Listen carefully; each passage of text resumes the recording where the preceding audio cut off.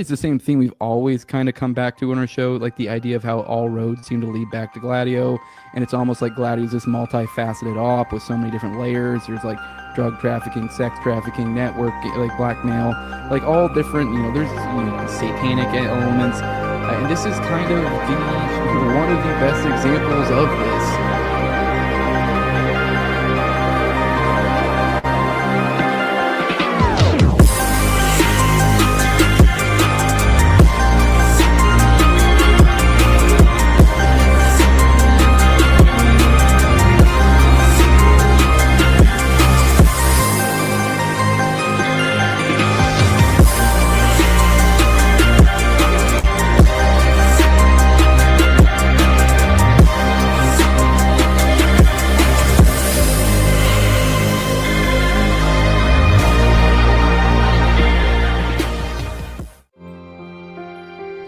How do you bear to live with what you already know?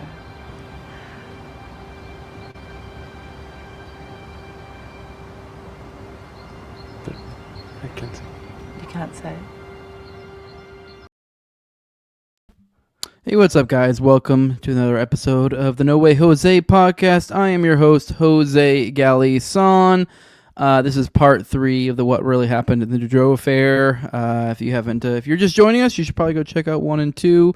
But otherwise, we will be jumping in today and probably in the pre-80s into maybe getting up into the 90s. I kind of doubt it. I think we'll stay in the 80s of Dutroux's early career.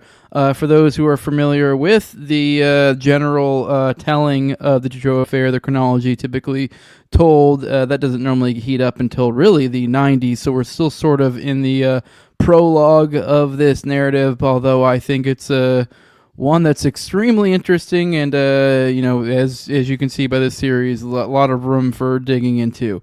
And I think if you are somebody who really wants to learn about this story, this is something you really do want to know, because you come away, I feel like, when you get the normal boilerplate Dutroux Affair of, well, there is so much more to learn, and that's why me and Austin are digging deep in the series. And with that, that's enough ado. Let's bring Austin in here and get into it. What is up, my friend? Are you ready to get into this dark nonsense again? And we can't escape it, brother.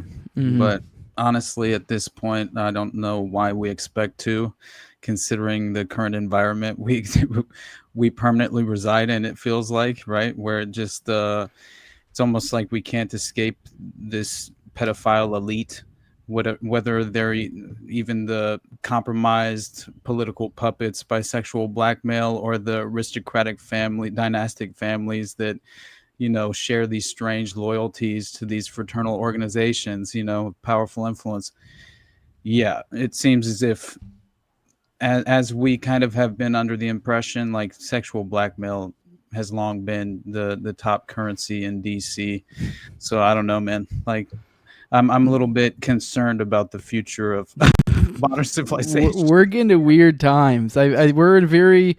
I don't know if you've been paying attention. You've been seeing what Hunter Biden kind of basically sort of spilling almost entirely the tea, it seems like, on interviews. I don't know if you've been paying attention to the nuclear brinksmanship between the U.S. and Russia that went down recently, and you have essentially the former presidents of the Russia, Vedmev or whatever, forget his name, essentially literally calling out Trump, saying, don't forget, like, there might be other countries who could possibly have tales of, or have recordings of your misdeeds as well. And it's like, this is the world, and I'm kind of here for it. That it's just that now this is where we're out in the open. Where do we go from here? I don't know. I'm a little bit concerned that there's almost a normalization occurring. Although at the same time, it's kind of like we got to have a revelation, and it seems like we're having. We're dang near close. We're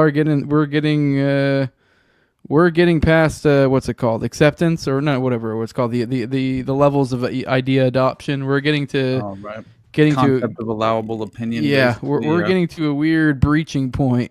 Is what it feels like. Yeah, no, I do feel, at the very least, there's a massive percentage of people who seem to be waking up to the reality of at least the formidable threat that I think is being posed in terms of just child abuse, and specifically uh, what I think are credible examples of trauma-based mind control, which directly directly point to Project Monarch being a firm. I think that more than ever, there's far more credibility in terms of just Project Monarch, and what was conducted under the guise of that clandestine operation.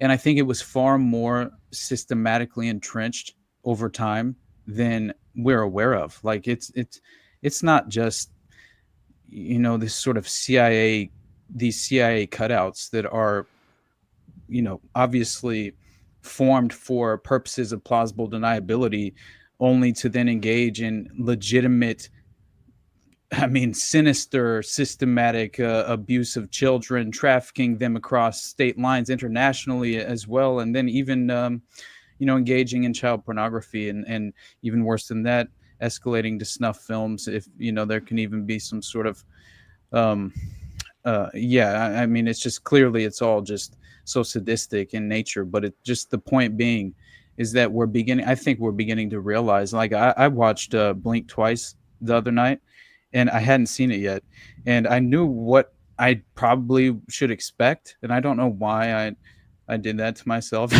And my wife, this, like, we're supposed to be relaxing, and instead I'm like, well, let's potentially fast forward through the rape scenes, right? You know what I mean? It was like fucking terrible, but the concept of it was, I think, you know as much as I don't value the conclusion in various aspects of the plot. I clearly have contentions with that. I don't necessarily approve of personally, but at the same time, the conceptual value of it being introduced into pop culture and the mindset, of the general public, who To engaged in be that perfectly film. honest, I have no Uh, idea what movie you're talking about. I mean, dick. oh, dude, it's the Channing Tatum film. He's like, basically, Zoe Kravitz allegedly Okay. was the director, but she's one of like four, and I think they kind of held her hand throughout the process. Whatever, it was her directorial debut or something. It doesn't matter to me. The point being, I didn't realize who even directed it till after the fact, but it came out, and I heard various things about it, because essentially it's this tech billionaire. Channing Tatum plays a tech billionaire who is Wait, Peter essentially, Thiel. Got it. dude, it's crazy. It's crazy. It's like, Yeah. essentially it feels like they formed the plot to tangentially connect to Jeffrey Epstein in this, honestly, the conscious mind of the audience. There's no way that if have at the very least, the bare minimum facts of the Epstein scandal and that criminal case, then you're clearly going to attach the two in the forefront of your mind, I think. But still, what's interesting, he owns this private island. He's essentially on this kind of like a apology tour at the beginning of the film, and you're seeing this through the mind of like what seems to be just sort of an average individual who works as like a waitress at like a, some event center type of location, that like, it seemed as if apparently they will occasionally host some highfalutin dinner parties scenarios, like what took place, to kind of lead her into being introduced to Channing Tatum's character as this tech billionaire, to then be kind of like granted an invitation throughout a series of events to the private island right after a night of debauchery, and just what seems to be some sort of innocent partying of some kind, but not necessarily anything sinister taking place. And so it's the kind of the introduction into the seduction of the lifestyle itself, and it's just interesting to watch it play out, because basically, as these girls are lured to this private island by Channing Tatum's character and his elite buddies, who are very well connected as well, and obviously wealthy. um, he's essentially he's providing them with everything, right? All the amenities you could desire. They have their own little, like, essentially they're being given clothes to wear, and this perfume, specific perfume. So basically it provides this example of how they've at the very least advanced these techniques to where they can actually use a perfume to essentially induce amnesia, right, in a victim. And so as you're starting to realize, like, every day is a very similar pattern, right? They just hang out by the pool, they get fucked up, they smoke weed, they get drunk, and then they have like a five-star meal. They're all served at the table, and then they all take this LSD combined with MDMA, and they just take a few drops every night, and then you're only getting glimpses after they take the dose, right, each night. And it's very interesting because you kind of start to feel it fracturing for yourself as the audience member, in ways, as far as like your ability to kind of like even remember Mm. what exactly took place the night before, and but yet you'll see That's an just interesting glimpses. take. I've never thought about that because I remember back when I was in my early, maybe not early 20s, my late teens, really, back when I had a little bit of drinking culture, the very little bit. There is that little bit of time where you're like very much like, let's get jacked up, Right. let's black. Like you're like almost like trying to black out, especially as like a young man, young man with raging testosterone, like you're like you're just like drinking, drink, and you're like getting blacked out. So it's like, and then if you compound that with drugs and Right. young women, and you're trying to apply DID principles, you could do some interesting things. So that's okay. Exactly. Yeah. Very strange. And they begin to, yeah, that you start to see them. It seems as if they're running from something. She starts to wake up. She has dirt underneath her nails. She has no idea why, right? And then later on, spoiler alert, obviously, unfortunately, they begin to realize that they're being effectively drugged with induced amnesia after the fact through the perfume having an effect on their short-term memory, to where the traumatic aspect of DID essentially fractures off a part of their brain, to where they effectively will compartmentalize this and sort of put it in its own place, to where you will not have the ability to remember it, in real time, as far as like how it's fractured in the subconscious mind, and how I forget the actual way that it's described, when the neurological pathway in your brain is disrupted to create this traumatic induced amnesia. Trauma induced amnesia is what it's called. It's very interesting if you look up the studies of how they've implemented this over time, not only using pharmaceuticals, but it shows itself in it's far more represented, like the vast majority, in child abuse cases, especially a prepubescent sexual trauma, right? And so that's very as terrible and sadistic as that is, it's I think it's important to understand the concept, because it's definitely utilized and exploited by sociopathic maniacs with a penchant to abuse children. So that's the issue. I think that we all have to be aware of these things, because once again, it's the pose that, the threat being posed. And so, yeah, anyway, I do encourage people to go watch the movie as Now much that as, we spoiled it for you. yeah, yeah, as much as it's very fucked up too, just as far as like knowing how, these networks are truly facilitated and function. It's just like, my God, dude, I couldn't stop thinking about it, and it was just disturbing me, to my core, to where it just kind of like, it makes you sick to your stomach at a certain extent, to a certain extent. And yeah, it was just something that it hit too close to home, obviously, right? And Mhm. again, it's like I could perfectly imagine a world where, why else was Epstein so much involved with the eugenics, transhumanist aspect of the ideology he was practicing, on and especially the stable of women at Zorro Ranch harvesting eggs. Mhm. I mean, my God. And in many of them, what do they claim? They claim to have in this trauma-induced amnesia, where they've had to reform their memory of the abuse taking place, and that always leans into the obvious intentional discrediting of organizations like the False Memory Syndrome Foundation, which we all know who sits on the scientific advisory board of the SMF or FMSF, fucking Louis Jolyon West. I mean, who else? Loftus. Elizabeth Loftus. Yeah, Yeah. exactly. I mean, how many do we? There's too many, honestly, because you list them and they're just the usual suspects, and Martin all of T. them. Orr. And I Yeah, think if Martin yeah. T. Orn. Yep, Yeah. and they Is that all have. Lily? Is Lily in there, or were they not brazen enough to put Lily in there? Yeah, I know, right? I wouldn't at all be surprised if he was, though, but I can't Lily's the guy recall. who had relations with dolphins, but somehow ends Mhm. up in sort of things as just like in someone in the education realm. And you're like, you guys, did no Right. one look into his academic endeavors?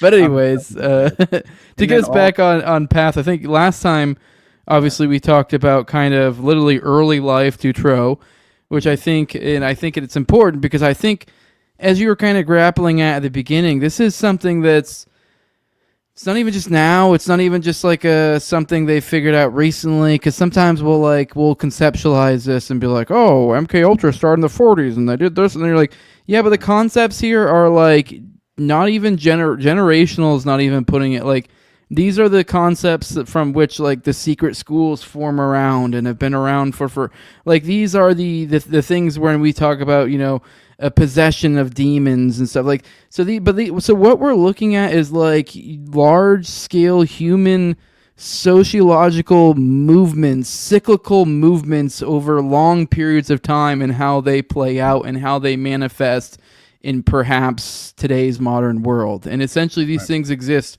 throughout time, these methods to do certain things, procure certain whatever, essentially magic, the magic of the elite. So I think it's important to kind of see the life cycle because it's almost like, say, for example, like the concept of like muggles in what is it, Harry Potter. Like that's a good idea. Like it's and like the idea of like the wizards, like they have almost a whole separate world, and there is some truth to that. I think that's kind of what we're seeing here. Like it's a little bit of like they're kind of almost telling themselves the magicians, like they yeah, have their own separate world that they're playing in that we don't even really understand. And so I think part of what this series is taking a glimpse into it, particularly from the perspective of Dutroux, and I think we will probably later in the series take it from the perspective of other players too, because it's to get a grasp on this what's occurring here. You kind of have to look at it from different angles. But I think understanding it from the nitty gritty is what we're looking at when we're looking at somebody like a Dutroux, the washed up, the dirty masses, the one who claws to make it and is through ingenuity and willingness to, whatever, however they're able to do that, whether they've warped their mind to such a degree, ability to do certain levels of depravity. They're able to get by. And so we're seeing that. Now, I think maybe we'll look at other characters that maybe are coming from a different, maybe not quite, maybe we won't quite to get to like the level like royals, but somebody maybe who's a little bit more like made and doesn't have to scratch and go, scrap for every little bit and go to such a depraved and, I mean, it's just as depraved, but it's like I don't know. It's more civilized kind of depraved, if that makes sense. 100%. So for example, I'm kind of alluding to like a Nihul, like the difference between a Nihul and the difference between a Dutroux. They both are doing awful, depraved acts, but it's one's much more wallowing in the dirty depths, doing the dirty work, and one's more just tasting of their evil fruits, essentially, Right. and perhaps more managing, more of a managerial role, I guess you could say. So Oh, yeah. for sure. I So think that yeah. So anyways, point being, we left off in early life, and so we're going to be kind of getting into the early crime life, I think, of Dutroux a little bit here in this episode. And I think there were some things you wanted to retread over that we missed. And when I say early crime life, we kind of got a little bit into his crime life, but I mean more like crime life in the Enterprise or the other world, the world of the Magi, whatever the fuck we want to call this other thing that Dutroux is entering into, this and I hell, I guess you could say. right. And I Yeah. think it's a little backwards as well as far as like who they claim.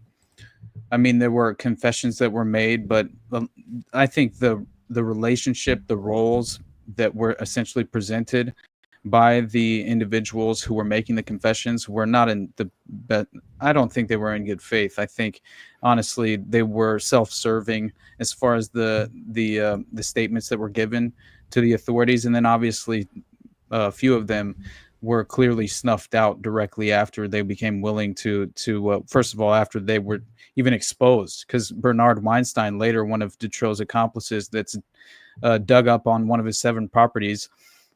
He's basically it's just so crazy how much you begin to realize that it basically happened right after he effectively gets exposed by being arrested for a car theft. And then as soon as that happened, Dutroux just became unwilling to even take the risk that, okay, Weinstein's gonna, I think he's gonna talk like clear. And so he then he drugs him with Rohypnol, and so he just and then he essentially like uh, puts him in a dungeon and then later buries him alive, right? Which is super crazy because there's far more connections to uh, Weinstein and sort of the role that he played with Dutroux, but we'll get into that as well. The point being is that you made a statement about how just kind of like the mindset, right, the of the magicians, right, like this kind of strained alternate universe that these people believe they're residing in, and kind of like they can play this magic with a K, this occult magic, in a way. Are you about to drop a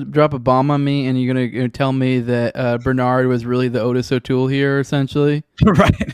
Is that what you're about to tell me? Is that what you're feeling? Is this an every single time in Wits type deal? What is this? It's very similar because I definitely think that he was the connection to the other world.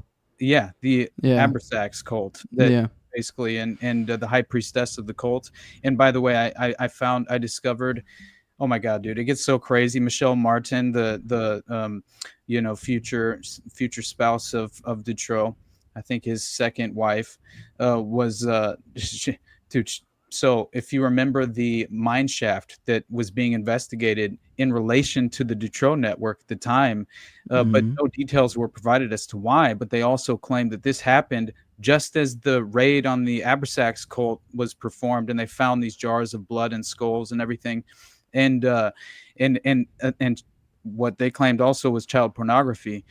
But essentially Michelle Martin had made the statement that she was in the process of designing an underground city in the mine shaft to utilize for child sex dungeons, right? And for basically providing like an underground experience for this sort of pedophile village of individuals, of where they could come to kind of like basically just in I guess pursue every last sexual desire that you could imagine in the most sinister of ways. So it's literally a mine shaft that drops down. So it's literally more of a dungeon than a dungeon is, if you think about it, because you're literally just descending further into dark depths. And at probably every subsequent level, you can have some sort of floor at which things. So yeah, obviously it kind of spells itself out here. That's pretty awful. I literally don't know if you ever read Berserk, but it reminds me of like this place where they kept. I think you said you did read that, actually, didn't you? It reminds me of where the place where they keep Griffith, like that, like the deep.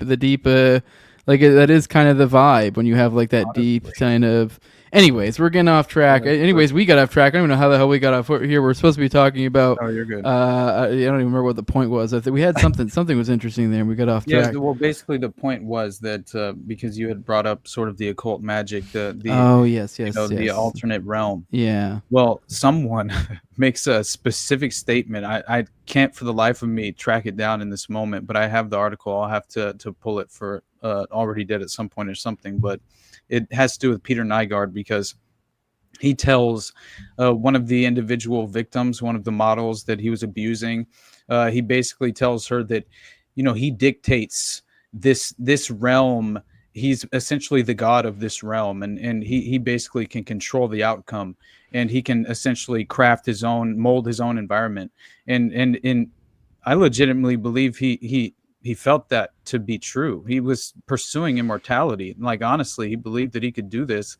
And just witnessing that video, right, of him with those black girls, and they're talking about their period blood, and yeah, it's just like. Did you see the video from our mutual friend? Our friend with Jake or whatever. Our mutual with us and Jake Shields. I don't know if I want to blow up his spot because he has like multiple accounts. But anyways, he God, what were we talking about? Dang it. I totally Just slipped. Peter Nygaard and No, dang it. What did he share? Oh, no. He shared on that note. He shared I guess he had found back in the early days of the Hunter leak, the laptop leak. He found, and I guess it is legit. Like, I mean, I don't know how to check it.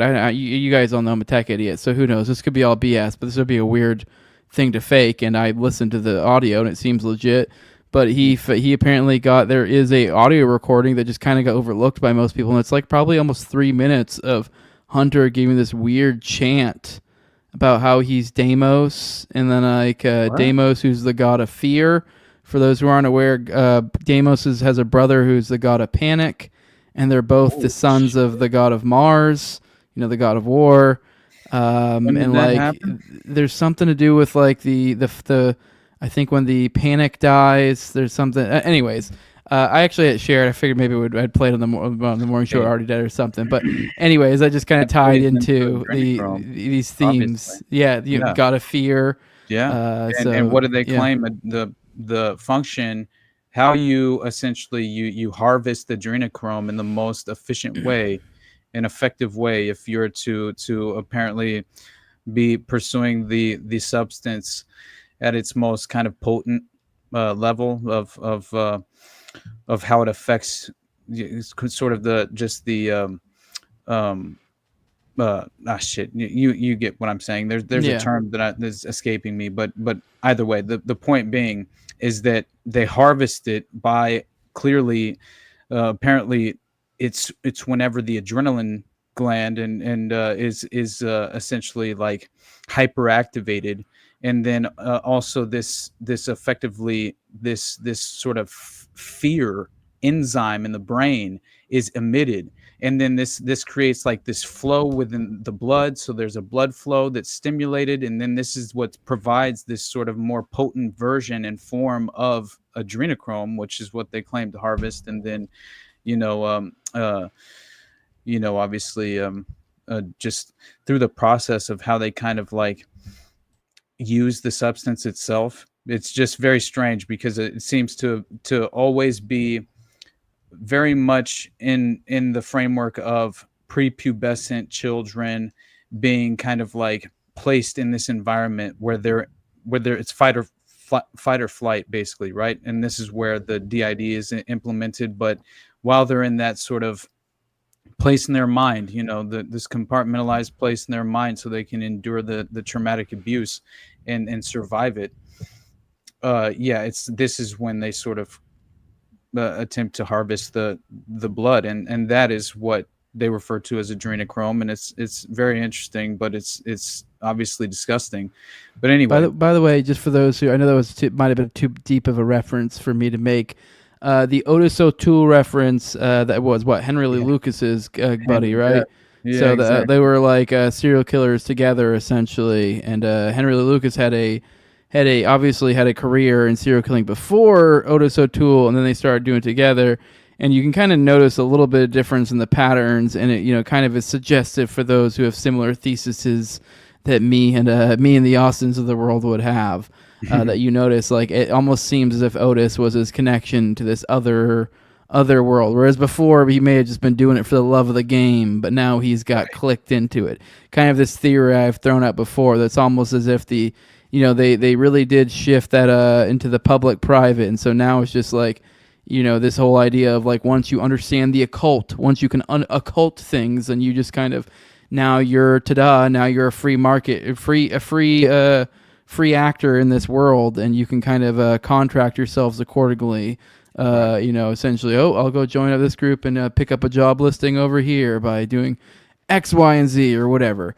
But once Exactly. again, we're gonna off track. So I think we're trying to. I mean, wherever you want to jump into. I know there were some things you wanted to rehash that we Yep. didn't quite focus in on last time. Kind of in his early crime and kind of forming himself into the criminal that he will be later. Right. But I kind of pass it back to you, and we'll try not to get Sounds too good. deep in rabbit holes anymore. Yeah, my bad. No, you're No, good. yeah, I just, obviously, I think it is really important to remind No, I ourselves of agree.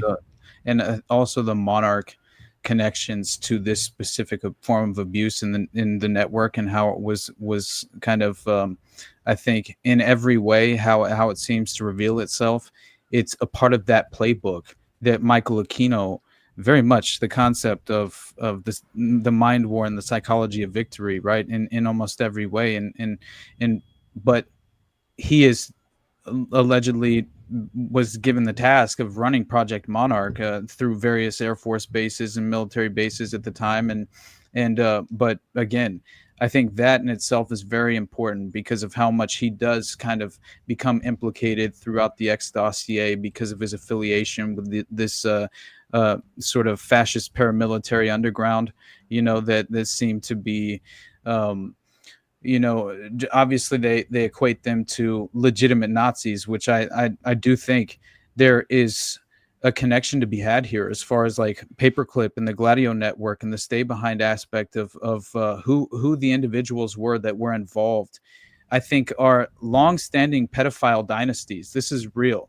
I legitimately think that there are families of pedophiles that engage in this abuse, and it's Did you recycled over. know LBJ's? I'm rereading through Program to Kill, so you may recall this little anecdote. Do you remember that LBJ's house, like his birthplace, was at? Well, no, I don't remember when this was. I think it was 2000s or something. It got Mhm. busted by, I guess, by the Texas Rangers. Essentially, there was they had literal slaves there. That they were, and obviously I don't know. This is kind of the official what was found out. There were literal slaves there. It was being run. The ranch. This is where LBJ was born. Was being run by German immigrants or some shit, and they had What some the weird. And they had some weird. This is so like some hoity-toity ranch that LBJ was born on, some like intergenerational colonial something or other, and they Right. have these literal human slaves in modern day in like the late '90s to early 2000s or something, and it's the My Texas God. Rangers that I guess after decades of reports they finally raided it and busted Holy it up. So, shit. but yeah, And on that like the intergenerational like all that, you're like, yeah, that does those are I'm telling things. you. So yeah. And considering how much there was a an active sort of program of abuse that was attempting to sort of just be, you know, it was really just kind of like experimental in many ways right at the time, and the willingness to kind of like, I mean, obviously torture a child to see what you can scientifically achieve within the context of the mind of the human child. I mean, that is what has taken place right throughout, especially the SS pursued that. If we're to believe the records that have been exposed and made public, I mean, there were legitimate examples of programs within the SS and during World War II where they were effectively pursuing this trauma-based mind control, utilizing these techniques that were then effectively embraced by the Monarch Project later on, after Paperclip was facilitated across the pond. That's legitimately what happened, and you have these Nazi safe havens that formed directly after the war, and I think so much of this is why we have this Gladio umbrella, right, where we can see the direct avenues of where they came from, and then the sadistic, sort of a playbook that they pursue in every way. It is at every level, connects not only to organized crime in the area, but organized crime that's in bed with the aristocracy, right? With the aristocratic families that are running the government, that essentially, can pull all of the strings and disrupt the court systems, and yeah, derail any sort of actual legitimate accountability or pursuit of real justice. And so in every way you can facilitate a cover up, and you'll just have the individuals at the ground level who remain, at least certain individuals who remain, uh you know at the very least their ethical principles are intact, and they seem to maintain their integrity, and they're still screaming from the rooftops, to fall upon deaf ears, honestly, because what can truly happen in terms of the accountability, I mean, when it all rests upon this sort of a narrative of a sole perpetrator, right, where clearly this is the individual who, and it's the same same thing being utilized in terms of I think The myth of the serial misconception. killer. Yeah. Yeah, and the same thing as far as just even in terms of the Epstein scandal in the very current time, as far as the current moment, I think The we're myth of being the dragged. lone child trafficker Yeah, pedophile. it's crazy. It's so crazy, and the fact that the DOJ just came He's a out and made lone wolf child trafficker. right. The fact that the DOJ just struck down or rejected the DOJ transcripts from the Again, judge you yeah, saw what the right, judge said for that. Why though? She even yeah, said this is a complete joke. I don't know if you're aware of this, but apparently in the I forget. Apparently there was I forget which one they're referring to because there's an Epstein grand jury and there was a Maxwell grand jury, but either way it makes a little difference. Maxwell, And yeah, I forget which one is which, but one of them had the only testimonies in the grand jury were one of them. The only one was of an FBI agent. yeah. And another one, it was of an FBI agent, the same exact testimony, and a cop. Yeah, And that's what that's I'm the saying. extent. So It's this is the what all fact this that the cops clamoring is pulled up. over. This is what's going to release. And apparently it's basically all publicly available anyways. So it's Exactly. like, Yep. Yeah, and it was also the fact that I think it was mainly that it all was only in the scope of through the lens of clearly the involvement of Maxwell, Ghislaine, and Jeffrey, and in no mhm. way was it even going to be brought up as far as any other co-conspirators. So none of that would have even have been apparently uh, uh, um, just as far as like that communication would not have taken place in terms of the scope of the actual DOJ transcripts and the conversation that was had, and so that in itself it was limited in scope, by design, obviously, to effectively only implicate the active individuals who are who are obviously already implicated and directly, either one being Epstein dead and Ghislaine herself obviously being in custody and going to Club Fed, right, where she's in this honor dorm. But still, it's just very interesting. And so the whole point being there, though, is just that we once again have a strong footprint of Monarch, Project Monarch existing, and the sort of psychological warfare at play here with the child victims in the Dutroux case. And it's really pretty, especially understanding what happened with Paul Bonacci, and then kind of putting that in parallel with Regina Louf and these individual victims throughout the X dossier.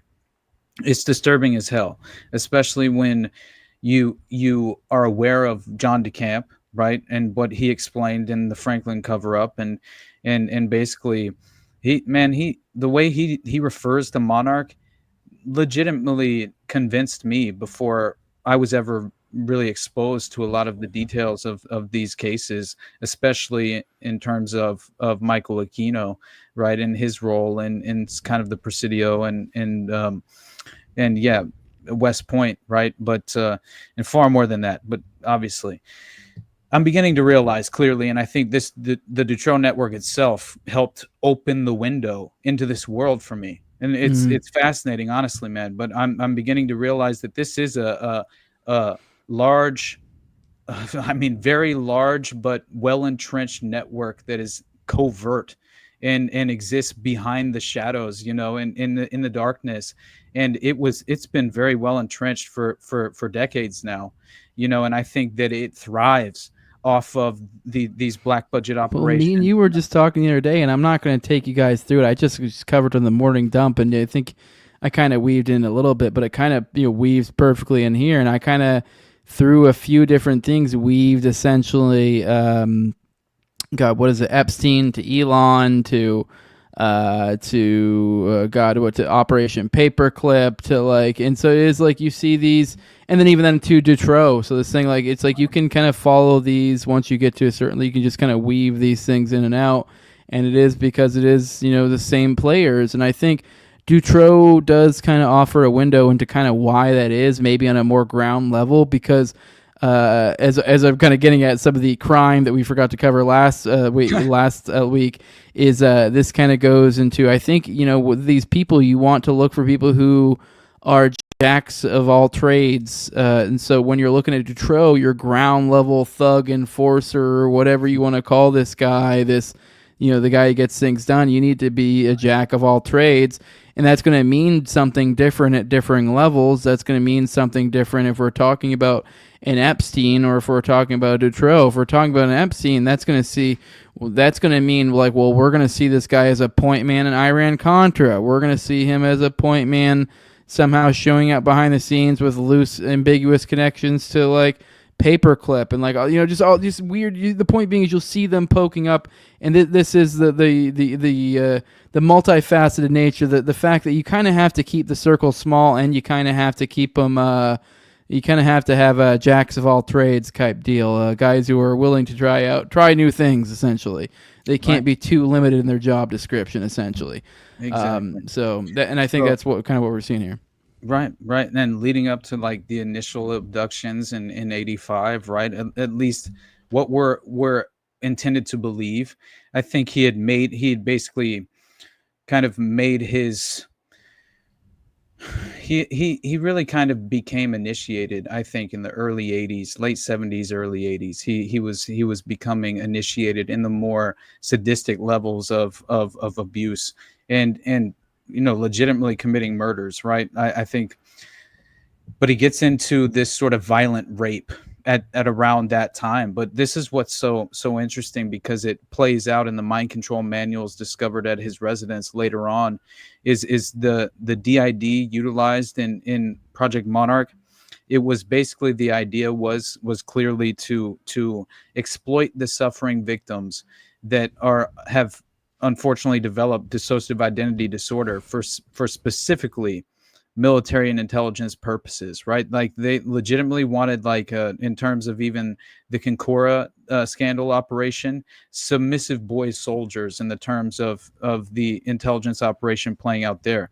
And so the DID aspect of what's being exploited in the X dossier victims, it's just very important to me that we realize this is a part of the Monarch project. And these alternative personalities, clearly, as we mentioned with the adrenochrome reference, they only are ever formed sort of in the process of this like extreme stressful environment. Clearly is what it's always kind of referred to as what they hope to surround them with and place them in to effectively achieve this outcome. But this is when, clearly through paperclip, we embrace these sophisticated strategies in terms of what they would then. I think that we're going to discover far more compelling evidence to these sort of breeding experiments, because I know now that there were Nazi breeding experiments. And so if they legitimately were just stalking children in a clandestine operation, in a program to experiment on these children's minds, and put them in various circumstances to then see how they would develop, how they could obviously alter their environment to then create a different various outcomes. All of that happened, and I'm just becoming more and more open to the idea that this didn't stop after the Third Reich, right, was allegedly eliminated and the Nazi draft took place. I'm under the impression that you are always going to have it's the worst way to look at it, but it's unfortunately the way that we have to put it into context. It's basically where there is a obviously a demand, in many ways. I think that what you're always going to have are vulnerable children with no protectors, no guardians in place, no, and they're always put in a position, unfortunately, through these child care organizations where they become targets, and that they're prioritized. These sadistic pedophiles, what it directly appeals to them to be affiliated with the child care organization of some kind, so they can become more just just children become more available, obviously, and that becomes the bottom line. And I think that anyway, the idea, the concept of these Nazi breeding experiments, I don't think they ever stopped. The same as MK Ultra never stopped. MK Ultra, come on now, we all know at this point 149 sub projects. I mean, that's what we know of, right? Like none of us are actually grappling with the reality that the order of Richard Helms ordered the destruction of thousands of files that reference directly to the mind control experiments. Come on now, like we're acting like they didn't directly prioritize all the child rape, experiments that they probably engaged in. I would imagine those were the first to hit the memory hole, right?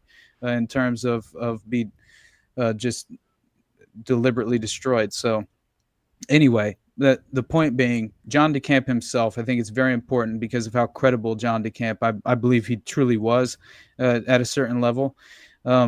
Because he's throwing doubt, or he's throwing clouds of doubt around everyone. Ted Gunderson, he's questioning everything, but he's also providing a window into what he believes to be a reinforcement of this unfortunate playbook, and this very just what seems to be a reoccurring profile that unfortunately resurfaces more and more as you become, I guess, more exposed and affiliated with these lines of investigation into certain aspects of how these scandals overlap, specifically in terms of child sex trafficking. But anyway, so I'll get to the point, and then we'll finally discuss Dutroux, and that is that the dissociative identity disorder, an account of the origin of the Monarch Project, according to DeCamp, was compiled by those who were debriefing MPD, multiple personality disorder child victims, which is he refers to as the same as DID. And he says that the Nazi experimentation in World War II concentration camps were said to have gone beyond simply insane physical tortures. They brainwashed people for military and strategic purposes. After the war, Alan Dulles and other Western intelligence people brought Nazi doctors out for use in the U.S. A teenage concentration camp inmate named Greenbaum, who had participated to save himself, also came to the U.S. He was later known as Dr. Green, Dr. Greenbaum. Occasionally, he'll be referred to in modern day, usually in passing reference. So he becomes a high-level MK Ultra operative, right? Referred Dr. to by Green. DeCamp. Yeah, Dude, Dr. Green. He's referred to by John DeCamp as a high-level brainwasher, and is widely represented in these brainwashing programs with a distinctive Kabbalistic magic theme. That's what John DeCamp said, which to me it was kind of fascinating. He put it in those terms, and because that seems like you're well affiliated with the occult, and at least at a level to where you can make some sort of reference like that. I know it's not like, yeah. but still, you see what I mean, right? Dave's a little spooky too. I'm not gonna lie. I mean, I don't know. There's a lot to with DeCamp. So on that of like knowing these sorts of things, I don't know. Right. I mean, he's obviously grew up in these circles, so you never know to what degree. I'm not trying to cast any shows, but I'm just saying, yeah, he might know shit. He might know some shit. The initiated do know more than we do, and and that is why they remain the vanguards of the hidden knowledge. It's like, man, it's almost the relief valve, whatever. Oh, we need some truth to come out. We gotta truth them. Now we gotta manage the sort of outcome of the. I think it's very deliberate what is exposed to the public, and I think that in every way it's so difficult to discern for myself when I can and when I cannot trust certain sources. You know what I mean? It's like, and even then it's like, how do you that's a strange way to even approach it, because it's very difficult to kind of just engage in that game of attempting to sort of figure the credibility of individual sources, especially with these individuals who have prominent backgrounds in intelligence This is why I just think it's best just not to trust sources. And I don't mean that in like a actively distrust them. I'm just saying, like, take their words. If the only thing that if it's like, oh, so and so said, and if that's the extent of it, then just realize that's the extent of it. Right. And like that, all you know is that, well, Dave DeCamp said this thing, or Ted Gunderson said this thing, and you should just take that for what it's worth. And I mean, I don't know. Doesn't mean you have to go, oh, he's 100% a glowy, or he's 100% not. Just know that you're on shaky ground, and maybe don't go to the fucking bank with Ted Gunderson said For or sure. Dave DeCamp said. I mean, not saying you're doing that at all. I'm just saying for Right. those out there that struggle with this concept, they're like, they feel the either the need to Fed jacket or to fucking be like, no, my guy's not a Fed. You're like, dude, I just. All we're saying here is that there's Right. the source here is just somebody said, so just take it Yeah. for that. That's it. 100%. And it's always better if you can find things actual, documentation or primary sources that can verify or whatever certain things. But Absolutely. if you find yourself in a situation where you're hanging on the words of someone who is dubiously connected to the elite, then yeah, maybe don't hang yourself out on the ledge on that one. Right. And wasn't it the So, William yeah. Colby quote to DeCamp, Yeah. which is like, man, you're swimming in the circles, right? Like that's Oh yeah, the one that that's was like the most dangerous thing is a militia or the militias, and that was like shortly before that quote. Or are you talking about something else? Or are you talking about the quote that's no. like some things are too big? Yes. The one that's in the That's intro at the the quote. beginning. That's, yeah, some Yes, things are too big. exactly. Yeah. Exactly. And now that is what, my God, when you're scratching that itch and you know exactly how to describe the network, as far as it reinforces what I believe to be the case.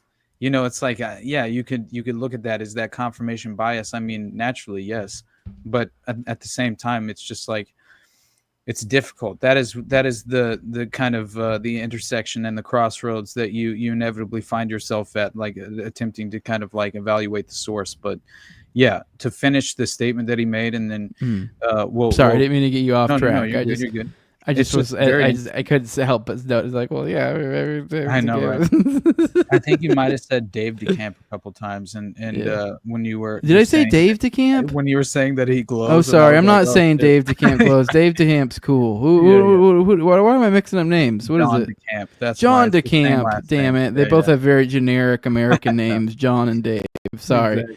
Dave DeCamp's cool, and John DeCamp's maybe cool. I don't know. I kind of lean towards he's probably cool, or at least mostly cool. Maybe there's certain Right. I mean, things that are like, he's a government official. yeah. I mean, it's like, yeah, what we can take it for what it is. It's like, Exactly.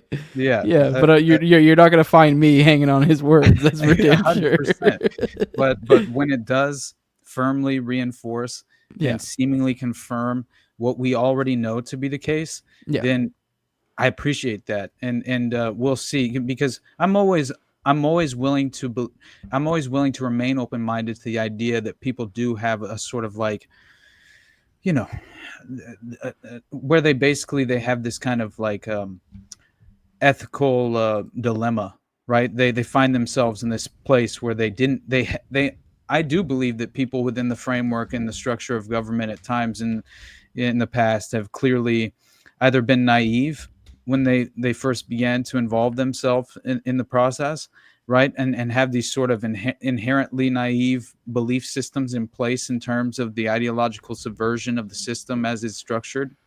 And then you sort of believe too much within the institutions themselves, and you're too unwilling to, just even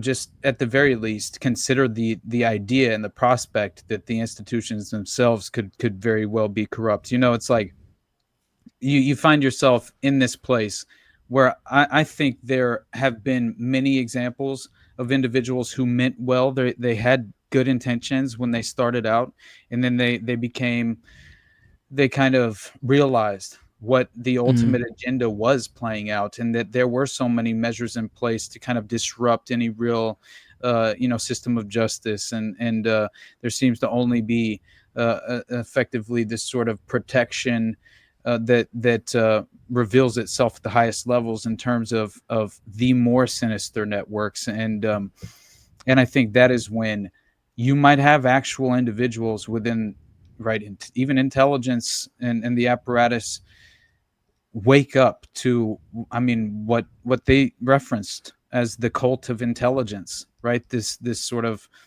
secret army being formed with no real accountability, that essentially that is really the sort of power cabal behind, I think, the permanent establishment. And so this is where I think it becomes so difficult for us to grapple with the reality we're in at this moment as far as the power paradigm, but that's another conversation. Hmm. So the point being here is that I'll finish the statement, and that is that basically these psychopathic killers in the Nazi camps, according to DeCamp himself, he says, were themselves trained and organized by psychiatrists and eugenicists operating from the T4 Bureau. These psychiatrists had long been the pets of white supremacist British and American financier networks. At least some of these Nazi doctors were spirited out of Germany under the supervision of the Bank of England for Governor Montague Norman and Tavistock Institute director John R. Rees on behalf of the British government. Norman, personally an insane theosophist. So now we have the Helena Blavatsky and the right Theosophical Society, right? Starting to Which glow a directly, little, yeah. yeah, and we all know that this has a direct effect on Aleister Crowley, obviously, and beyond that, Helena Blavatsky was very much, kind of studied and in certain ways held on a pedestal in terms of the SS and the way that they pursued their occult doctrine and at the very least practiced allegedly. And so the Theosophical Society makes sense that you would have the individual who's running the Bank of England, right, and involved with the Tavistock Institute be directly, affiliated with the Theosophical Society and a theosophist himself. And he apparently had been chief of the pre-war pro-Nazi faction within England. And then Rees, the Tavistock Institute director, John Rees, he organized post-war propaganda and continued the psychological warfare activities, creating Orwellian groupings within U.S. psychiatry and mental health fields. So that's the playbook moving forward post-war. It's legitimately, they are already at this point in time. I think you're witnessing kind of the full embrace of these sort of mind control techniques, utilizing DID and exploiting the victims for purposes of there were directly, obviously, I think human compromise and sexual blackmail predates. Some people are not aware of how old this practice is truly, and I think that's something that is becoming more and more evident, and thank God that the public is becoming more willing to accept the fact as well, because that's another thing that I'm witnessing, like, more than ever. People that I wouldn't necessarily believe would become open-minded to the reality of snuff films and things of that nature.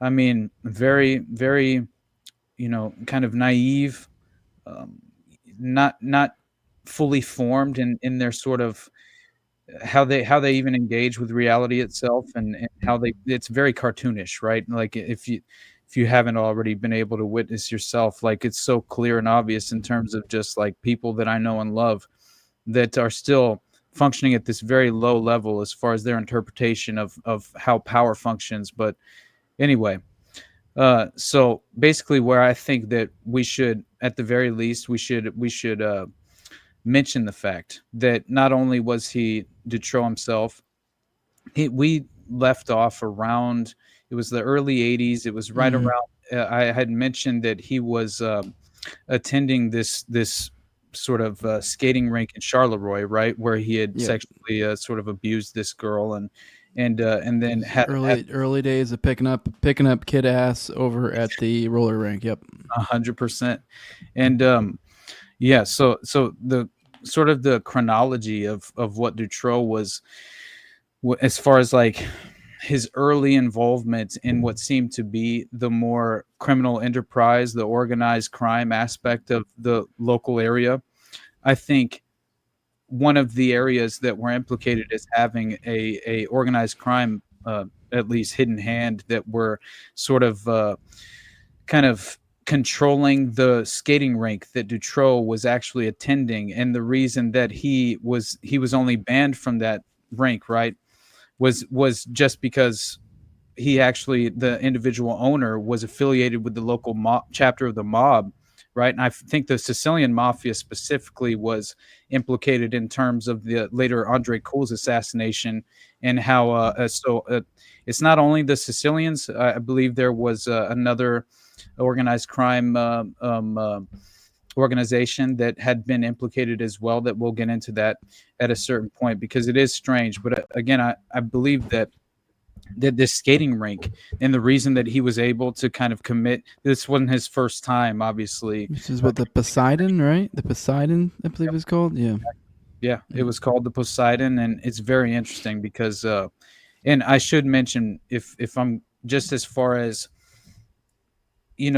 the earliest reference from the X dossier, Regina herself, X1, claims that Mhm. Dutroux was already present at parties and that had been organized by Michel Nihoul as early as 1981.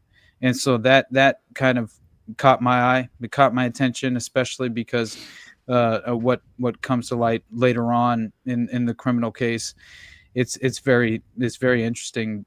It's seemingly he's not really implicated as being directly involved with Nihul as early as 1981, except for Regina herself and Mhm. various victims who testified to that account, which again, it's almost been entirely covered up as far as those claims and those allegations, and none of that being kind of provided within just the mainstream chronological framework of the case itself. Like, none of that is provided.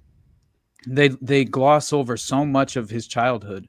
You barely even get to know this guy. It's like he was a ghost that woke up in 1985 and abused these children. It Mhm. makes no sense. It seems as if there was a direct, and I think that so much of the criminal investigation was obviously deliberately not only railroaded, but you had evidence that was destroyed, right? And confessions that were made that were then, never put on the record. And there's a lot of that as far as allegations that have come forward throughout the course of just the years that have passed. But anyway, so yeah, Dutroux was basically implicated as early as 1981 in bringing in various drugs, and and obviously committing the abuse and burying animals alive and bringing snakes to some of the abuse parties as well. But Dutroux allegedly during 1981, during that year, he essentially is driving around with a mattress in the back of his van, right? And he's frequently he's going to Brussels apparently, and he has occasionally he worked with this guy by the name of Francis, who was a supervisor of the national ice rink, right, in Vorst. So he's not only attending, the Poseidon, but he's also attending this national ice rink in Vorst, right? And this is interesting because this is where he's effectively after he had already been banned in the ice rink, the Poseidon in Charleroi, right? He's going to this other ice rink where he's affiliated with this individual who seems to have connections to organized crime, but he also meets his girlfriend that would then become his future spouse, Michelle Martin, who was 21 at the time. And yeah, and Dutroux had an affair with her first, before while he was still married to Francois, his first wife, and then Dutroux and Francois divorced by '83. So it didn't take long after the affair began for them to part ways. And basically, there were allegations of Dutroux being abusive to Francois, and so she was given the children whenever they separated.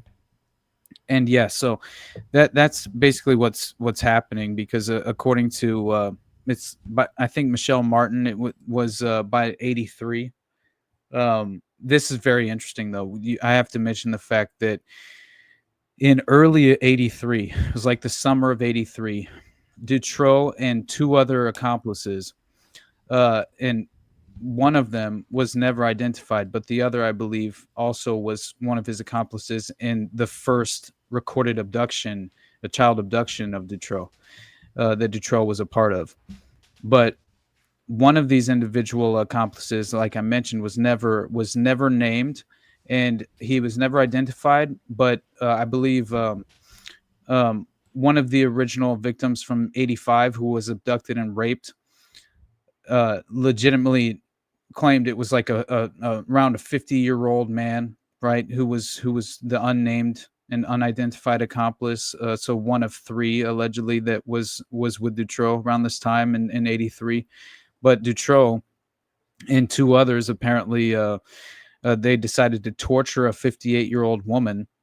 Her name was Janine, and she's from and Janine G. I can't. I'm not quite certain what her full name is. I think I had it in my notes. Hold on, let me find it, because it is interesting. Because if you look deeper into that unfortunate case, it's very sinister as far as what they did to that poor woman. But this seems to be leading up to the first abductions, obviously, and but this is very strange because it looks like he was charged in '83 with the rape and torture of a 50-year-old woman, a 58 years old, who told police he had put a razor blade in her vagina. Right, the charges were dropped because of lack of evidence. Right, and Dutroux was then obviously he would later on deal with criminal charges in '89. But the fact that that is the way it's described is that for 3 hours until she this is what she claims happened to her, that she was tortured for 3 hours until she told them where her money was kept. And Dutroux reportedly put a razor in her vagina, for which he would later be convicted. And so it was first thrown out, and then he was later convicted during the 1989 trial, and more evidence came forward.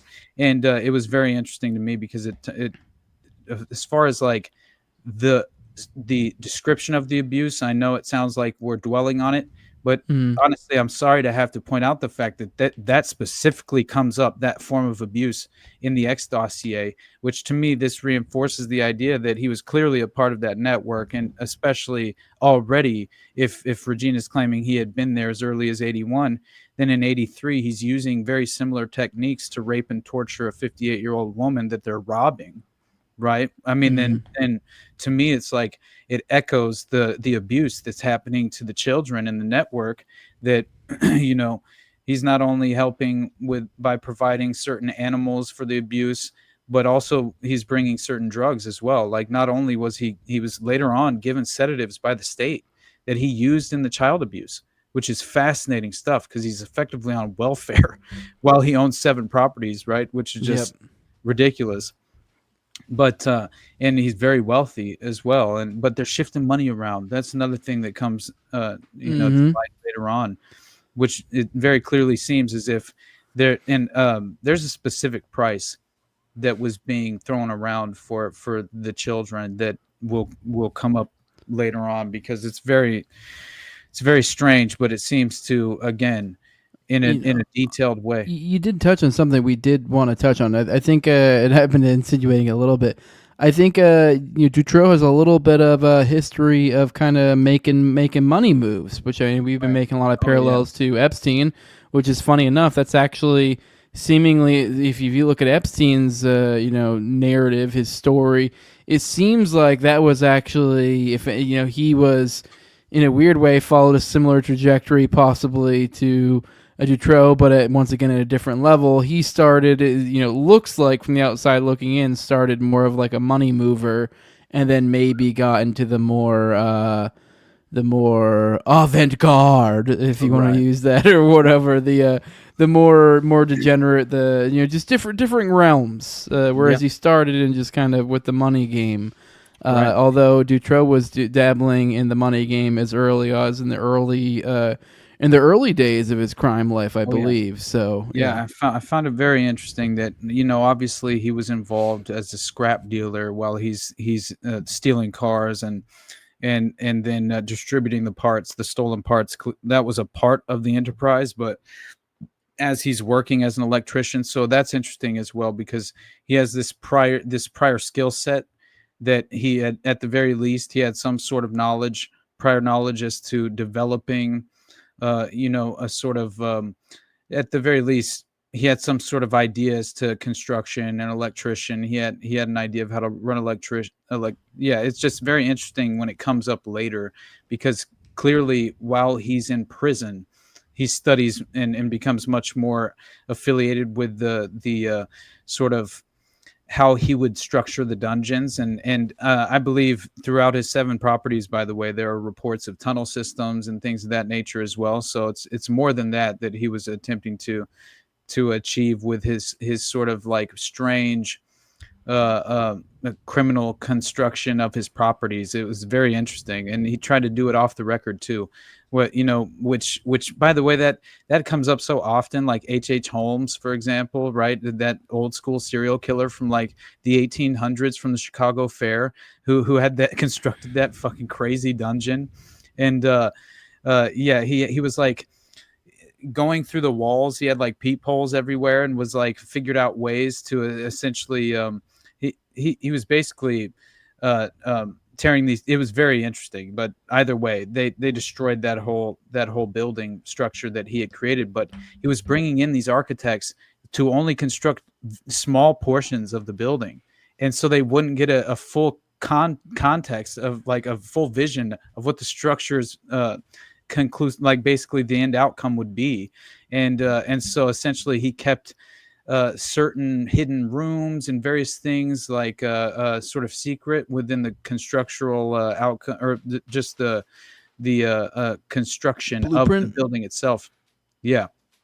And so again, it's to me, I see this sort of interesting similarity to how Dutroux then kind of studied in prison, and then constructed the dungeons after he got out. But still, when he was working as an electrician early on, and obviously met and married Francois Dubois, I don't know, and then had the 2 children that once separated, obviously remained with Francois. He was already involved in this sort of like criminal history, right? Where he's not only scrapping for supplemental income for stealing car parts and things of that nature, but he's committing assault, robbery. He's dealing drugs at the time, and also trading in the stolen vehicles. But he would apparently he also would be described later on as a first class schemer, right? So this is how he's described by friends of his when he's younger. And they described him as, quote, a first class schemer who manipulated the system any way he could as a means to make money, including through health insurance fraud, theft, and even investment in stocks. And so apparently he was dealing in financial crimes at the time as well, which I was unaware of the fact that he was associated with any of that prior to the abductions taking place. But it makes more sense as far as the role that he begins to play in the criminal enterprise itself, and how the money's kind of flowing around, and how it's really just a sort of money laundering embezzlement process for a criminal organization. It's kind of how he's behaving. And yeah, it's just interesting to me that he's already been kind of, well, at the very least, he's just well affiliated with how you would go about kind of moving money in this sort of criminal way, that again would provide some sort of value in terms of the organization, right? So I don't know. It clearly, I think, just the aspect of the local chapter of the organized crime syndicate being directly involved with the ice rinks that he's attending, where he's committing these strange, sexual assaults, and then these girls are going missing, right? And that's another thing that people, there are so many different victims that are unnamed, that legitimately are just missing persons. That, and it's like they're cold cases, and it's crazy to me because as you had mentioned, I don't know if that was privately or earlier in the conversation, about how there was like the serial killer phenomena that was occurring during this time as well in Belgium, in at least similar areas, which to me fits perfectly because again, this is it again with sort of the serial killer uh, context of it being this manufactured misdirection in a way to subvert the public's attention away from targeted assassinations, political executions, that could very well be playing a part in the strategic nature of the operation, right? And how the criminal organization, just coexists with the intelligence apparatus and the government, just as far as the permanent establishment and how they function with the Gladio network. So, makes sense to me, that this would be at the very least kind of, Yeah. yeah, you get my point. For those, that was actually before, I believe. I believe that was before the show that you're referring to. That's IRC at underscore and at IRC underscore NIC on Twitter. That's also his Substack. I believe it's IRC underscore NIC. Really great resource. But he wrote multiple little deep dives on Dutroux. But one of them, he went on kind of a side tangent, going into like a Dutroux program or Belgium program to kill, and brought up a string of murders that happened around the same time as the Dutroux Affair, and they kind of seemingly almost got somewhat, I guess, not given as much shine as they should have, because it kind of flew under the radar because they were dealing with a much bigger thing, the Dutroux Affair, and so.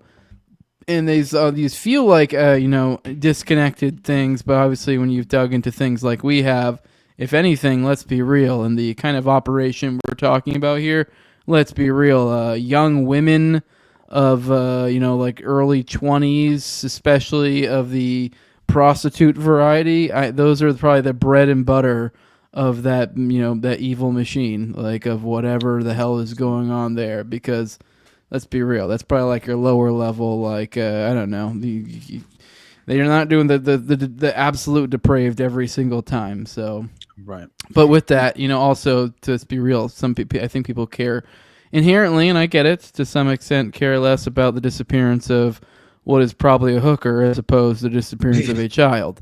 Yeah, These are different things. So, exactly. but But I they mean, both play a part, unfortunately, in the same dehumanizing machine. right. So, Yeah, and I think we there's need to keep that legitimate in mind. accounts Yeah. of what was discovered at Dutroux's property, of the actual child pornography that they discovered, that legitimately they had footage of Dutroux, you know, one, he's sexually abusing prostitutes in like the Czech Republic, and then there's another of him brutally raping a child in Germany. And so I'm just saying, like, this is far like they were distributing these children internationally. It was not just Belgium itself that was sort of, just as far as like the sort of strategic footprint of the network itself. I mean, it was very much wider and larger in scope than I think the vast majority are aware of. And that's another aspect of this, and a reason why I believe that this is not just Dutroux's network, right? Mm-mm. Like, no Nope. way, no. And to me, it's a window into that very international enterprise, right? That we kind of, I think it facilitates itself. It's like this self-serving entity at this point, and in more ways than one, the sadists have flocked to the top of the power structure, and are insulated from accountability in terms of any real criminal investigation being conducted with any sort of honesty. And but clearly we know that by now. But the point being that Dutroux and like many of the victims themselves, clearly they were victims who had been brought into the trafficking ring by family, friends, or family themselves, right? Which that alone is fascinating to me,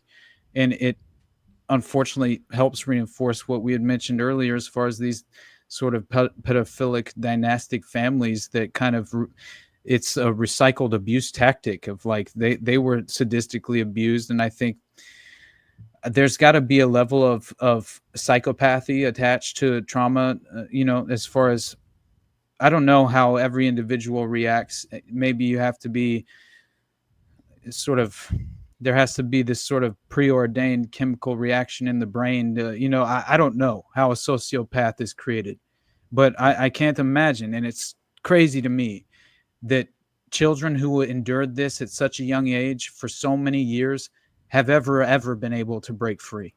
Like, Mm-hmm. honestly, I mean, just as far as engaging in life at a basic level.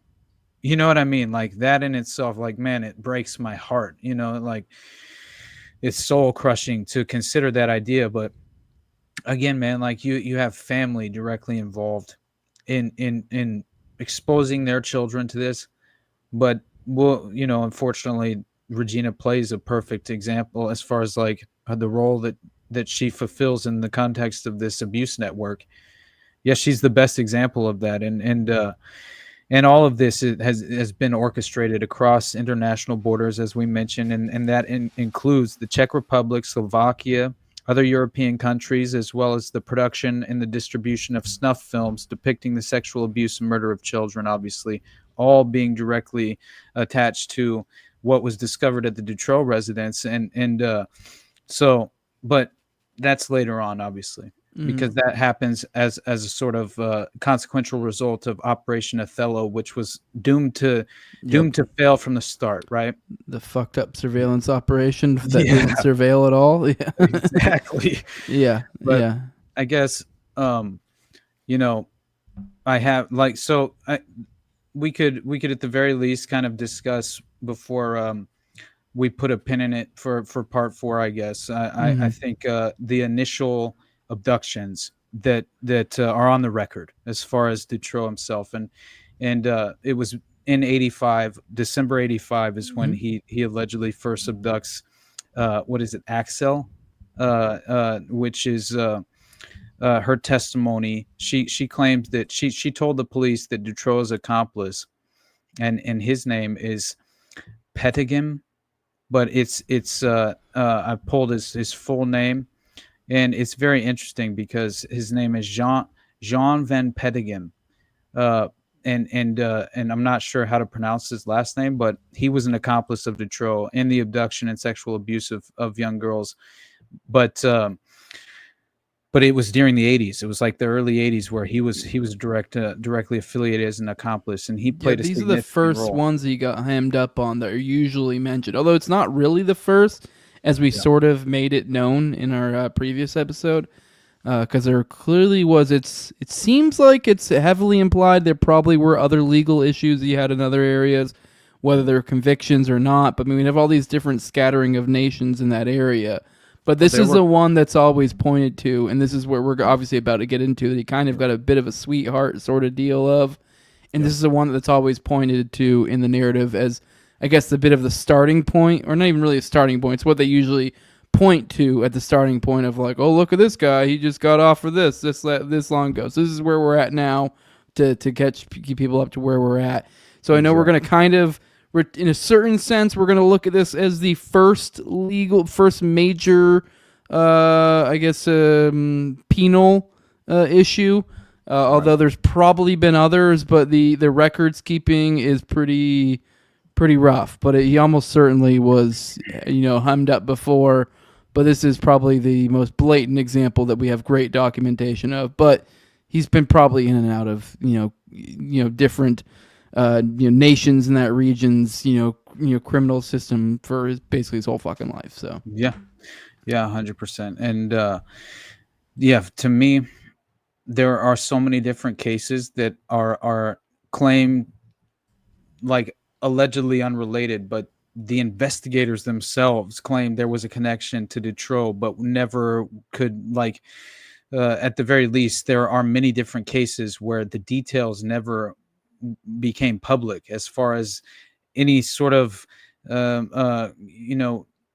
incriminating and corroborative evidence that proved out the fact that he specifically was attached to the criminal case. And here's the direct example of Dutroux's connections. There are so many that was never effectively accomplished.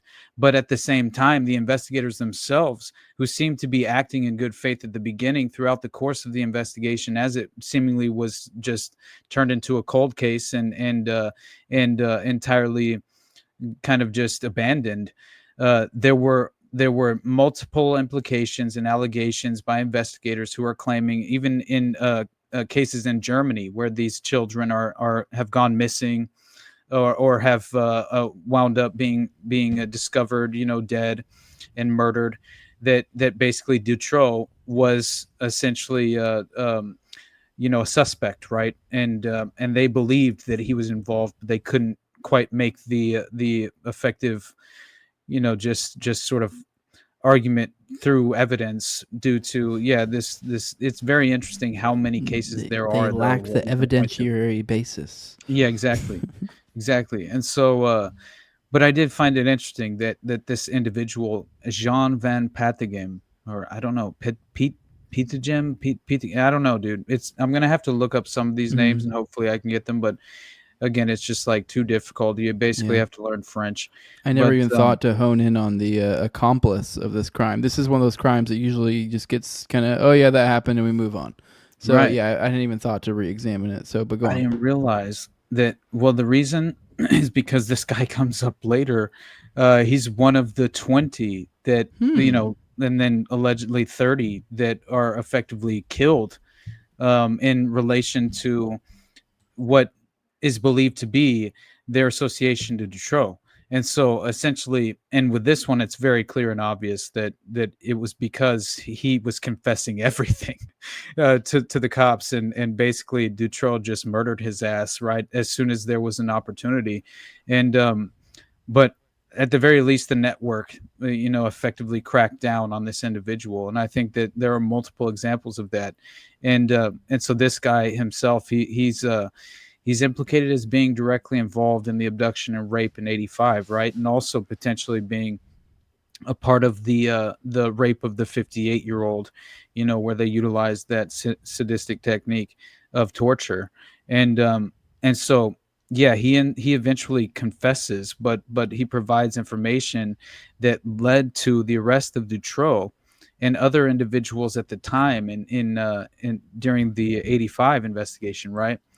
And so it's very interesting because he ends up having a military background, and they claim that he even, one of the victims claimed, he said he was a former paramilitary and that he had martial arts skills, and this was what he's telling her while he's raping her, right? Like, this came up in one of the victim witness accounts. And so he had been discharged. Now, here's what's strange. They claim there's multiple accounts of this, and the timeline doesn't match it, and I cannot get a year as to when he's discharged from the military. It's very strange, man. I'm telling you Is right this now. Pedigan or is this Dutroux? Yeah, this is Pedigan. Okay. But he's living with Dutroux while he's active duty Army at the time, right? Active duty in the military, obviously, at the time. And what he claims to have been, he was involved with paramilitary organizations, and so essentially he was a part of special forces before he was discharged.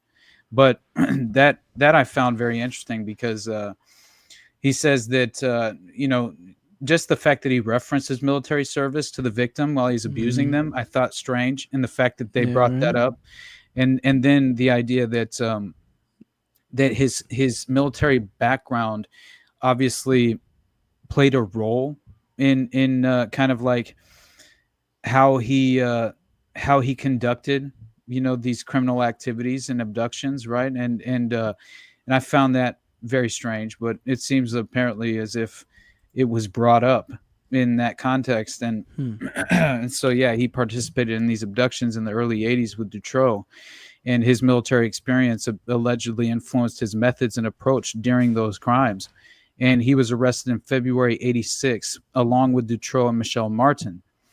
And apparently, the military service and subsequent criminal actions really like brought a lot of attention at the time, because there were individuals who from the outside believed that this was evidence of his protection, right, of Dutroux's protection, this individual and the role that he allegedly played, because I found it interesting that he's actually living with Dutroux after he was while he's apparently in the military, which that in itself kind of blew me away, right? But let me pull up this note. I Hold mean, on, to I be have fair, maybe Belgium does it weird. I don't fucking know, but yeah. right. So check this out. December 14th and 15th, 1985. Anne Axel, she's 18. Axel was kidnapped by a gang of 3 in a dirty white van.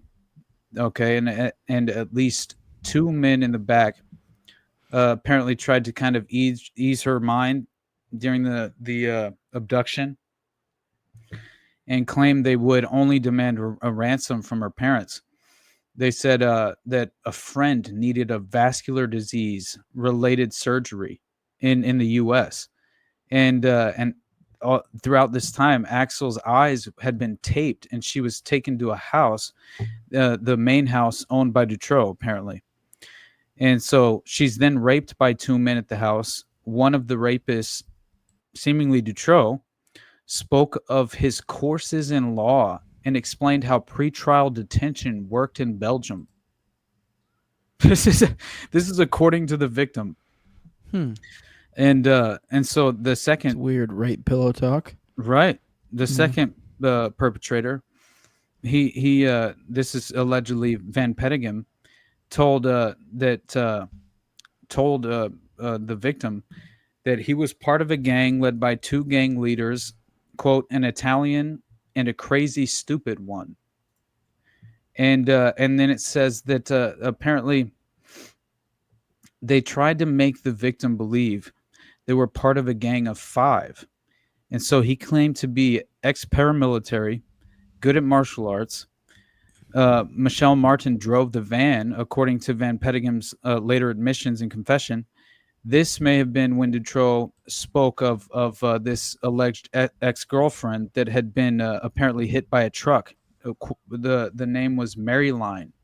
All right, and I just recently discovered this because yeah, apparently 2 men dropped the victim back off at her parents' home, near her parents' home, and they stole like 3,000 francs, and eventually that's what got him caught. Was apparently he had the pencil that he stole from her as well, Van Petegem. So he still had like evidence of the actual abduction that had taken place.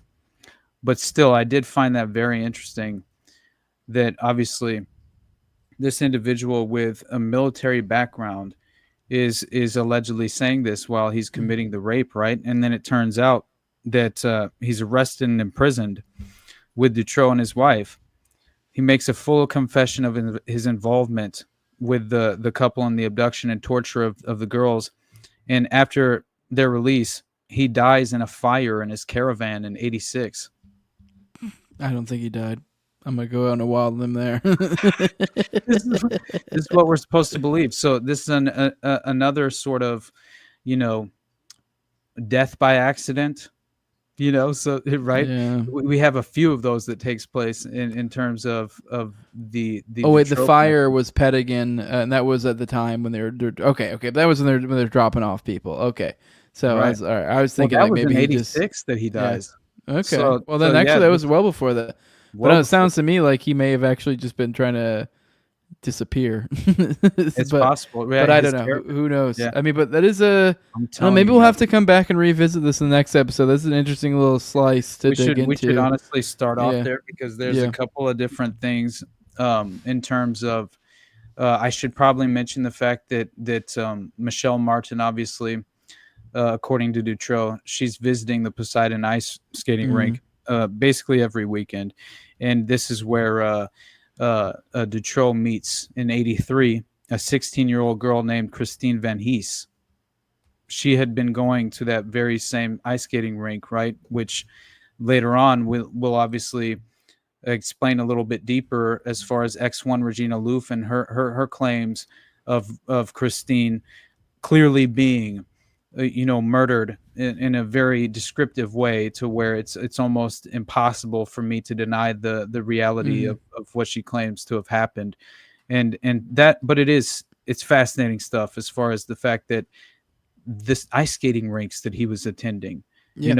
where these strange sexual, kind of incidents are taking place, and these girls are making allegations, and then some are going missing.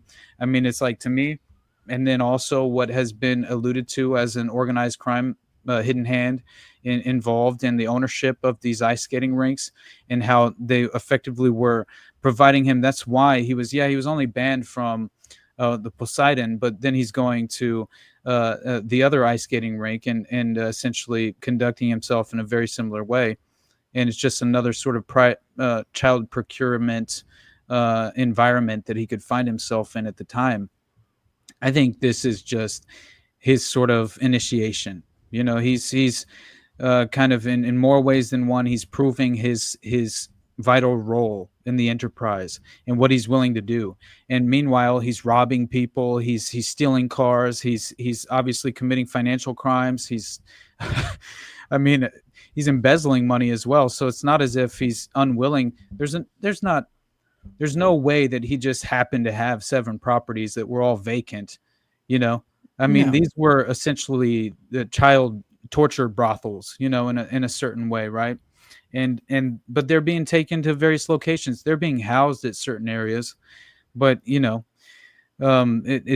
very interesting how much you see witnesses coming forward claiming they saw some of the girls while they were allegedly imprisoned at a Dutroux property, all about town, being taken around to various clubs, nightclubs, and I think in the end, you effectively see how so many of the victims, unfortunately, inevitably, uh, they met their demise in some sort of snuff film, in my mind, which was just, they kind of, there's a it's not only aging out, it's essentially you've been tortured to such an extent to where you're no longer kind of a viable sex slave any longer, Mm-hmm. because yeah, it's yeah, you're kind of abused goods at a certain point, and then the way that they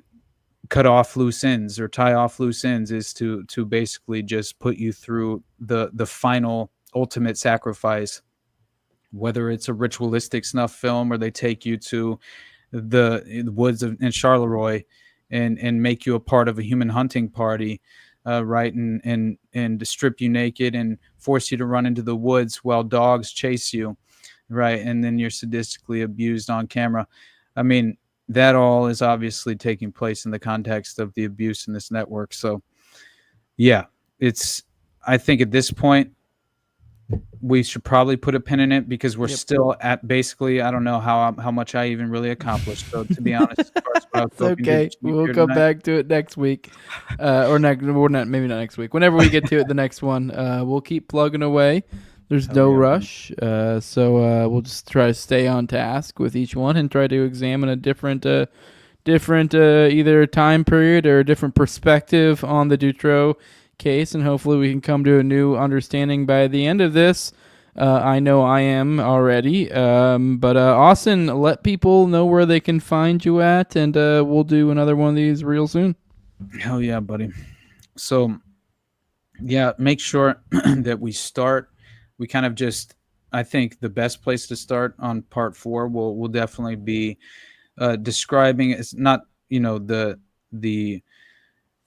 as far as not just the disturbing details of the abuse, but just describing the sort of criminal case involved in the original 85 kind of incident of the initial rapes that took place and the abductions, and that were sort of proven out, to have legitimately happened, and that Dutroux was not only working alongside this accomplice who had a military background, who obviously was living with him at the time where they were committing these child abductions and kidnappings.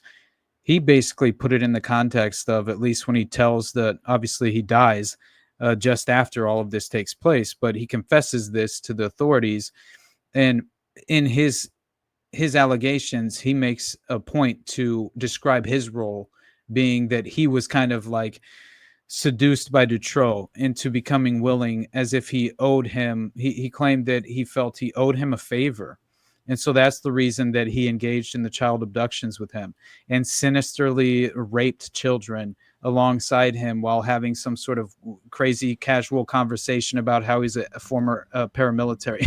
This is why you never agree. Whenever someone says, there's always that trope in a movie when they're like, "Hey, like you're gonna owe me," and you're like, "What?" And you're like, "I'm not gonna tell you what," but you don't ever accept those because it could be like, "Hey, we're going to go traffic children and do a bunch." You're like, "Whoa, whoa, whoa!" You're like, "Hey, you said anything?" Like, "Whoa, that's kind of a big one." You're like, "Well, you said anything?" You're like, "Whoa, don't agree to it in the first place." Now you're not in this weird conundrum. I mean, let's be real. You just say no at that point and you just break whatever weird bond you created there. But hey, just don't put yourself in this situation in the first place. Just say no, because you never know. They could be they want you to start a child trafficking ring with them. Yep. Maybe this is a specific situation this guy found himself in. Yeah. So, and it was June of '85 that they claim was the first proven abduction by these two individuals, Dutroux and Petigam. And the abduction was of an 11-year-old, right, Sylvie D, on the 17th of October 1985, and was abducted with Maria V, 19. So an 11-year-old and a 19-year-old. And Maria is the individual victim witness who identified a third man who took part in her abduction and appeared to be in his 50s. And this man was never, as I mentioned, identified by the cops. But yeah, it's very strange. It gets a little more interesting because it does seem as if there are, again, I think that there was already police protection involved in some of the abductions taking place. And by the way, there's an account of allegedly gendarme officers claiming, right, members of the gendarmerie, and they were claiming that they had been approached by Dutroux himself to be a member and help facilitate these abductions around town, and that multiple gendarme officers and local police investigators and authorities in Charleroi and other areas claimed that Dutroux had personally come to them and legitimately asked them himself, recruiting on his own for alleged involvement in the enterprise, and that allegedly this didn't lead to any sort of legitimate, obvious arrest or I mean, how strange is that this is legitimately being claimed as being a part of the case. I have it pulled. Hold on. I have I'll get to it later. Honestly, we'll cover it in the next one. Yeah, we can talk about super compelling. Forever. But Austin, where can they find you at? My bad. Okay, I'm not kidding. I'm actually getting sucked in, and in my head going, whoa, shit, Austin, plugs, 2 plugs. Yeah, I know. I'm like, bad. Whoa, no. For real. All right, plugs. You guys already know I got nothing but love for you, and the best place to support me is the Underclass Podcast. Patreon.com/the Underclass Podcast, and beyond that, man. Oh, yeah, I don't know. I have big plans, so we're gonna try and get a few things done here in the next week, and dude. Yeah, dude. Beyond that, I'm excited for our conversation tomorrow because we have too much to discuss. Sure. I'll tell you that. Yeah, me and you for sure. Doing another Already Dead tomorrow. This is at Tuesdays at 9:30 p.m. Eastern. Our call-in show for those who like what we do over here and want to talk to us and hang out. We normally do a little weekly recap and whatever things are on our mind, and then kind of go into call-ins. But for those who want to support what I'm doing over here, leave a like, share, subscribe, comment, leave a 5-star review on iTunes or Spotify. Follow me on Twitter at TowerGangJose. If you want to support me in the best way you really can with money, do that over at patreon.com/NoWayJose2020. The lowest level is $2, and that's where you get access to early episodes. I usually do about 1 to 2 of those a week, about 4 or so behind the paywall at any given time. So it's weeks of paywall content. You also get access to the ad-free RSS feed and also access to the Telegram. And you also get access to the pre-show and priority for the call-ins on the aforementioned call-in show that me and Austin have on Tuesdays at 9:30 p.m. Eastern, which is already dead. So yeah, if you want to get priority during those call-ins or hang out in the pre-show, that's where you do it. You guys support me or Austin over at Patreon. And the highest level is my sponsors. I read them off every episode. It's a big thank you to them. My co-hosts from previous co-hosts on Tower Gang at Learn to Toad. Also at Abrogate D's at ZLVRACK at _InvitZeal. Tim Tuttle at Jolly Klebold. Will Bell's Delicious Blueberry Rabbit Eye Wine. Big fan of the show. Torrin May at Wayne Taculus and Not Masad. With that, guys, I love you all. We will see you again later. And yeah, if you check out my morning show, usually most Mondays through Fridays at 11 a.m. Eastern, come hang out with me on the morning dump. With that, we are out. Bye-bye.